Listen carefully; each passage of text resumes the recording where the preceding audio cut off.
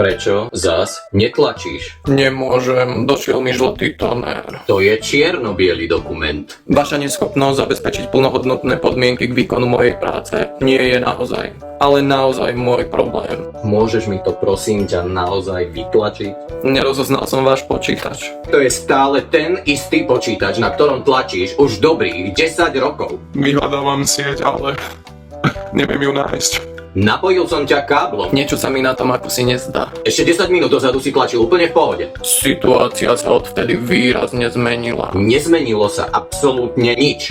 Hádžem error. Aký error? To treba kontaktovať technickú podporu. Žiadny error tu nie je. Zaseknutý papier.